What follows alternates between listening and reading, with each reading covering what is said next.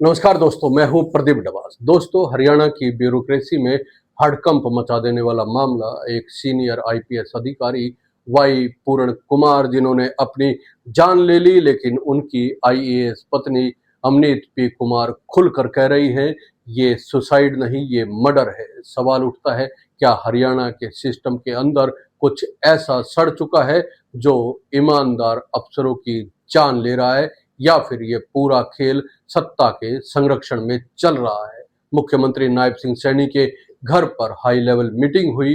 DGP Shatrujeet Kapoor, chief secretary Anurag Rastogi और मंत्री कृष्णलाल पवार सभी लोग मौजूद थे, और सूत्रों की माने तो सरकार जल्द ही डीजीपी को छुट्टी भेजने और रोहतक के एसपी नरेंद्र बिजारणिया को हटाने की तैयारी में है। लेकिन सवाल ये है कि ये कार्रवाई सच में न्याय की तरफ पहला कदम है या फिर डैमेज कंट्रोल इसे कहा जाए।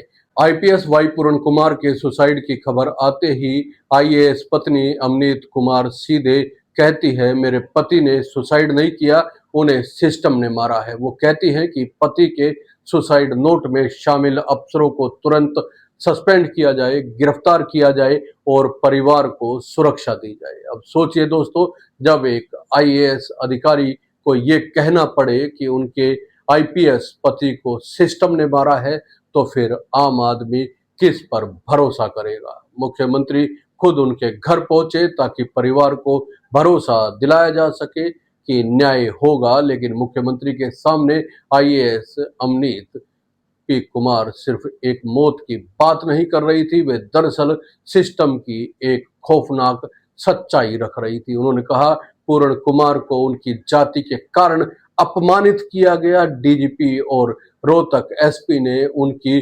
खुददारी तोड़ी, उन्हें सार्वजनिक रूप से नीचा दिखाया। और दोस्तों, अब सोचिए, अगर यही एक सीनियर आईएएस अफसर के साथ हो सकता है, तो एक जूनियर कर्मी या आम पुलिसकर्मी के साथ क्या होता होगा। सीधे सवाल उठता है, क्या ये सुसाइड एक प्लान्ड मर्डर कहा जा सकता है जिसे सिस्टम ने धीरे धीरे एग्जीक्यूट किया? क्या पूर्ण कुमार जैसे अफसरों को इसलिए टारगेट किया जा रहा है ताकि बाकी सिस्टम में चुप रहें? पूर्ण कुमार के शव का पोस्टमार्टम अब तक नहीं हुआ है। आईएएस अमनीत ने कहा कि वो खुद मौजूद रहेंगी, वीडियोग्राफी करवाएंगी, क्योंकि भरोसा टूटा है। भरोसा सिर्फ सिस्टम पर नहीं, न्याय पर भी। दोस्तों, जरा सोचिए, जब एक अधिकारी की पत्नी को यह कहना पड़ रहा है कि पारदर्शिता की गारंटी मैं खुद दूंगी, तो ये दर्शाता है, बताता है कि पूरा भरोसे का ढांचा भीतर से हिल चुका है। यह सिर्फ एक मौत की कहानी नहीं दोस्तों, ये सवाल है सिस्टम की साख का, न्याय की नींव का और पुलिस की ईमानदारी का। वही वाई पूर्ण कुमार का लिखा आखिरी नोट सरकार के लिए एक चार्जशीट की तरह कहा जा सकता है। उसमें साफ लिखा है कि कुछ अधिकारी या अफसरों ने उनका उत्पीड़न किया, उनका अपमान किया। रिपोर्ट्स के मुताबिक पूर्ण कुमार का साफ साफ कहना था कि जिस व्यवस्था को वो बचाने निकले थे, वही व्यवस्था उन्हें तोड़ चुकी है। अब सवाल ये बनता है कि मुख्यमंत्री नायब सिंह सैनी आखिर किस दबाव में ये मामला इतनी संवेदनशीलता से उठा रहे हैं? क्या कुछ बड़ा छिपाया जा रहा है? क्या ये वही कहानी नहीं है जो हमें बार बार सुनाई जाती है, सुसाइड, लेकिन असल में उसकी जड़ में सिस्टम की जड़ता होती है? आप सोचिए दोस्तों, एक अधिकारी जिनकी बेटियां विदेश में पढ़ती हैं, जिनकी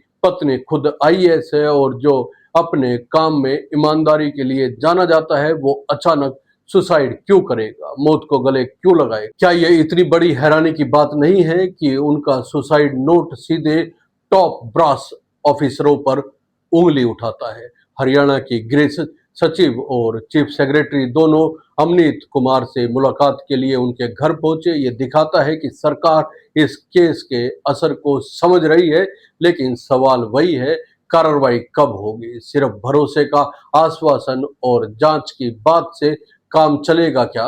पूर्ण कुमार के शव का अभी तक पोस्टमार्टम इसलिए नहीं हुआ क्योंकि उनकी पत्नी ने कहा, जब तक बेटी नहीं आती और मैं खुद नहीं रहूंगी तब तक नहीं होगा। वो चाहती है कि पोस्टमार्टम की पूरी वीडियोग्राफी हो। इसे आप सिर्फ एक परिवार की व्यथा मत समझिए दोस्तों, ये एक स्टेटमेंट है, सिस्टम के खिलाफ सीधे सवाल है। अब बताया जा रहा है कि डीजीपी को छुट्टी भेजा जा सकता है, एसपी नरेंद्र बिजारनिया हटाए जा सकते हैं, लेकिन क्या इससे सच्चाई बदल जाएगी दोस्तों? या उसी तरह का पॉलिटिकल बैलेंसिंग एक्ट है जो हर बार होता है जब कोई बड़ा अफसर या नेता फंसता है?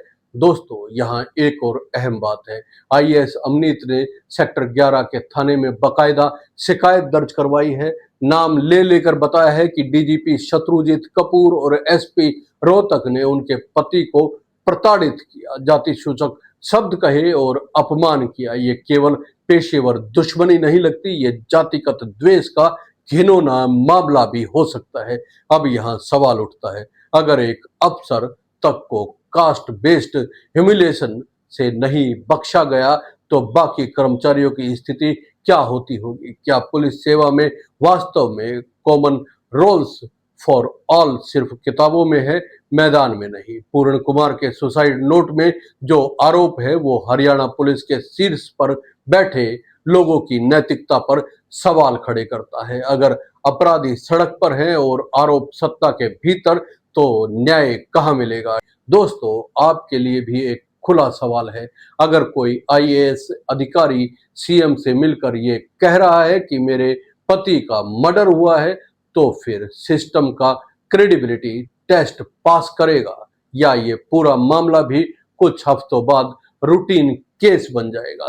सीएम नायब सिंह सैनी पर अब दोहरी जिम्मेदारी है, सरकार को संतुलित करना और जनता का भरोसा बचाना। लेकिन क्या वो ऐसा करेंगे जो सच्चे अर्थों में न्याय की दिशा दर्शाता है? जिस वक्त सीनियर अफसर खुद राजनीति और जातिगत टकराव के शिकार बनते नजर आ रहे हैं, उस वक्त इस तरह के केस सिर्फ एक फैमिली की ट्रेजेडी नहीं रहते, ये पूरे राज्य की प्रक्रिया पर कलंक बन जाते हैं। हम आपसे पूछना चाहते हैं, क्या ये पहला मामला है जब किसी ईमानदार अफसर को इस तरह दबाव देकर मारने पर मंजूर या मजबूर किया गया? याद कीजिए, पिछले कुछ साल हर बार जब किसी अफसर ने सिस्टम के खिलाफ आवाज उठाई, किसी ने फाइल खोली, किसी ने सच लिखा, तो कुछ ना कुछ अनहोनी जरूर हुई है। आपका क्या मानना है दोस्तों? कमेंट करके जरूर बताइएगा। और क्या ये मौत सिर्फ सुसाइड है या वाकई में एक मर्डर है? जय हिंद, नमस्कार।